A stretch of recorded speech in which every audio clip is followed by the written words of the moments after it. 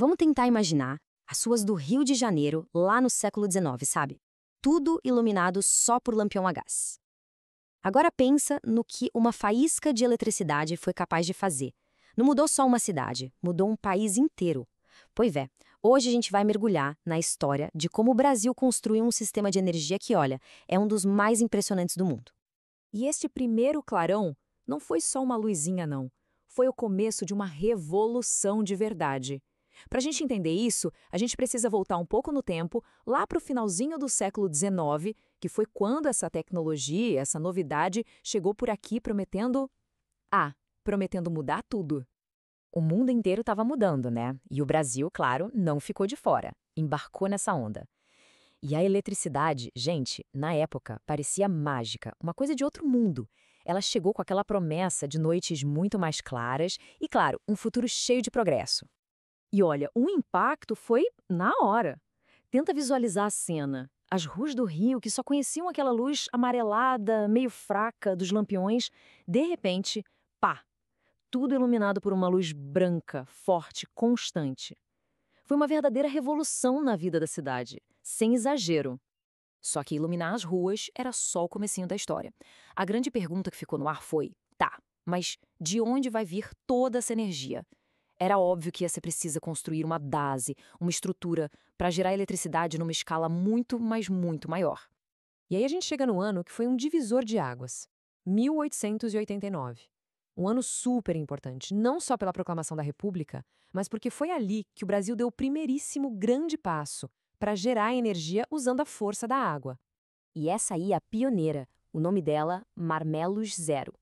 Hoje em dia, olhando para trás, ela pode até parecer pequena, mas, gente, na época, que projeto ousado, uma ousadia imensa, lá em Juiz de Fora, Minas Gerais. Foi ela que provou na prática que a força dos nossos rios podia sim virar progresso.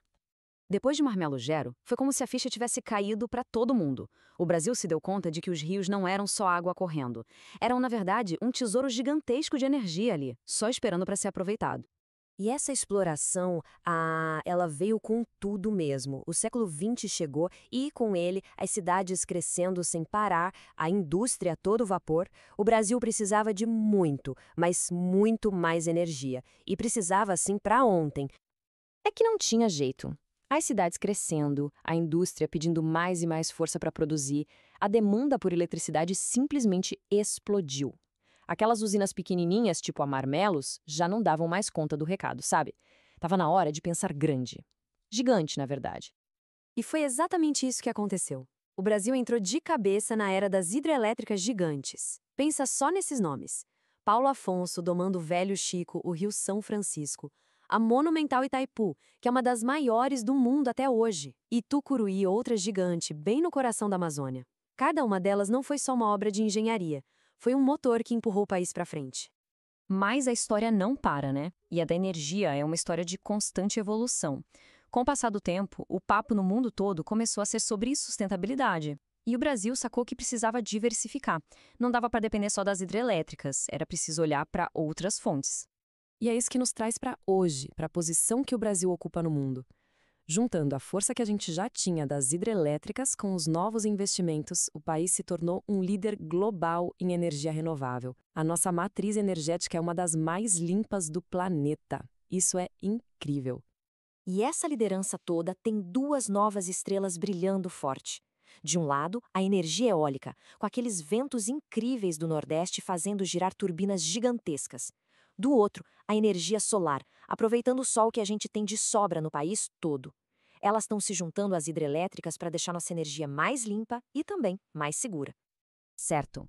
Mas como é que essas fontes todas, tão diferentes, a hidrelétrica, a eólica, a solar, como é que elas trabalham juntas? Bom, isso leva a gente para agora, para o presente.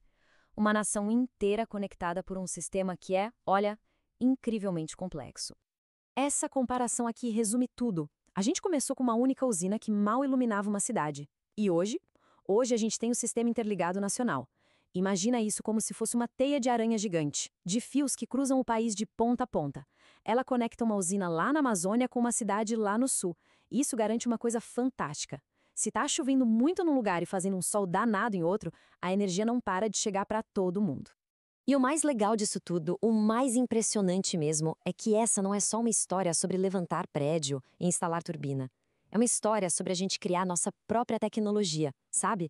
Formar nossos especialistas aqui, encontrar soluções bem brasileiras para os nossos próprios desafios. É uma jornada de muita inteligência e de muita autonomia. Pois é, a história da energia no Brasil, ela não para. Nunca parou. E agora, com um monte de tecnologia nova pintando no horizonte, hidrogênio verde, baterias gigantes, a pergunta que não quer calar é: qual vai ser o próximo capítulo dessa jornada incrível? O que será que o futuro da energia reserva para o nosso país?